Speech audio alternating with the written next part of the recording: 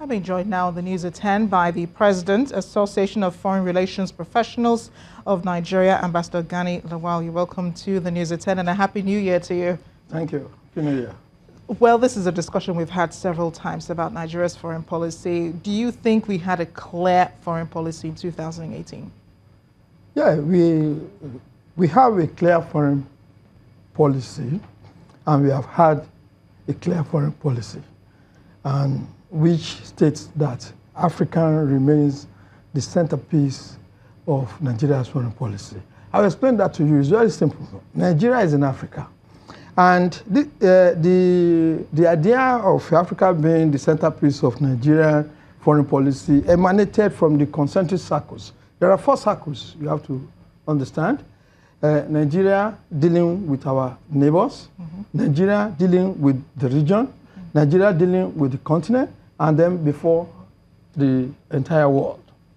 Now, within these concentric circles, Nigeria is expected to play a leadership role, by leading in terms of economic development, leading in terms of cooperation, and which we have been doing. There has been an increased regionalism. If you look at what is going on in the ECOWAS now, where our president is now the chairman of the ECOWAS Commission, we are moving towards having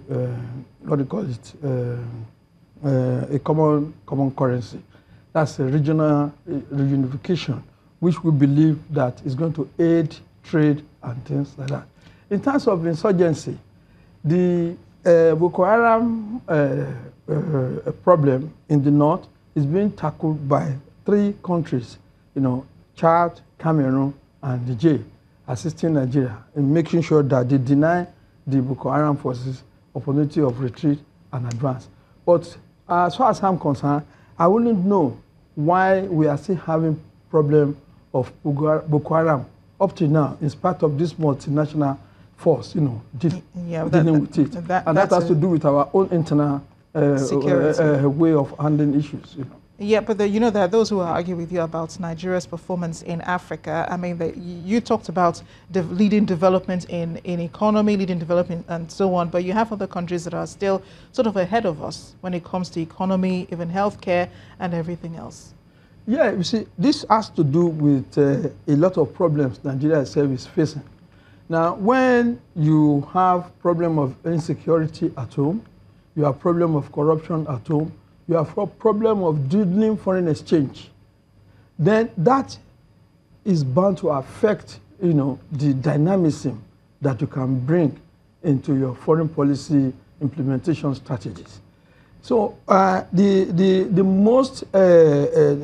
most important ones are those that affect your people at home, particularly the insecurity, and then the corruption. Because this corruption, I can tell you, affects all aspects of our life. So how do we mark progress in foreign policy? How do we mark that? Because there are those who say that in the past we have occupied positions in international circles. Nigeria has been courted, Nigeria has been sought after for her opinion on things like that. But right now, we are really not, at our best when it comes to the international community and the positions that we occupy. For example, in the African Union, we don't have as many seats. We used to head the Security Council, the Peace and Security Council. We still don't head that. We don't have enough people in the UN. We don't have, even with the Morocco crisis, we really didn't participate in Morocco wanting to be part of the Economic Community of West African States, even though Morocco is not a part of ECOWAS and it is not in the region. Yeah. You see, like as I said, the strategies being adopted by the government itself in Nigeria, I think is responsible for some of this problem. Because right away, it seems to me that the Ministry of Foreign Affairs itself is not being consulted adequately in terms of dealing with Nigerian foreign policy postures. It seems to me that there's a small clique of people who are taking decisions, for the foreign ministry. I cannot understand why Nigeria would not be able to share most of the sub-departmental organizations, in either AU or in ECOWAS.